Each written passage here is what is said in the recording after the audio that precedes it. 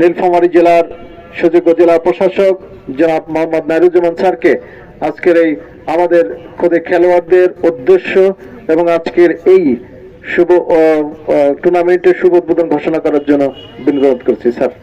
বিসমিল্লাহির রহমানির রহিম। অনুষ্ঠানের সম্মানিত সভাপতি এবং আমার বিশেষ অতিথি আমার সহকর্মী সিভিল সার্জন ভাই এবং মঞ্চে দণ্ডায়মান আমার বৈষম্য বিরোধী ছাত্র ভাইয়েরা, আমাদের ক্রীড়া অনুরাগী ভাইয়েরা এবং সামনে খেলোয়াড়বৃন্দ ও সুধীবৃন্দ, সবাইকে সালাম জানাচ্ছি। আমরা আসলে একটু দেরিতে শুরু করেছি কারণ আমার অন্য একটা প্রোগ্রামের কারণে আসতে দেরি হয়েছে, সেজন্য সরি বলছি। আচ্ছা, তোমাদের মধ্যে কে পর্তুগাল যেতে যাচ্ছ? দেখি পর্তুগাল কারা যেতে চায়? আচ্ছা, আর ব্রাজিলে যেতে যাচ্ছে কারা? তুমি দুই জায়গায় যেতে যাচ্ছ? দুই জায়গায় তো যেতে পারবা না, এক জায়গার উদ্দেশ্যে যাও। আচ্ছা ঠিক আছে, সবার আগ্রহ নাই, অনেকের আগ্রহ আছে দেখা যাচ্ছে, তাই না? তো আমরা ওই লক্ষ্য নিয়ে এগিয়ে যাব, আমাদের খেলোয়াড় যাতে সেই পর্যায়ে যেতে পারে সেভাবে, সেই শুভকামনা রইল। আমরা বালিকাদের একটা খেলা দেখলাম, অত্যন্ত ভালো খেলছে। তাদের আরেকটু ইকুইপ করা দরকার আমাদের। আমরা দেখবো যে কিভাবে আরেকটু ইকুইপ করা যায়। হ্যাঁ, যে কেউ খালি পায়ে খেলছে, কেউ বুট পরে খেলছে, এটা একসাথে খেলাটা ওইভাবে ঠিক না। হ্যাঁ, যে কোনো সময় ইনজুরি হতে পারে। তো আগ্রহটা বড় কথা এবং ফেয়ার প্লে এটা প্রয়োজন আছে।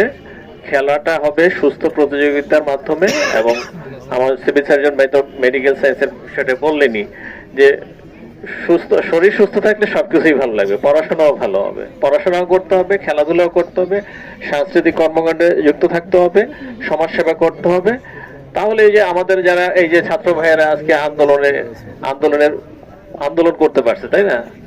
আন্দোলন করে আমাদের যে সুফলগুলা আনার সুযোগ করে দিয়েছে সেটা আমরা করব।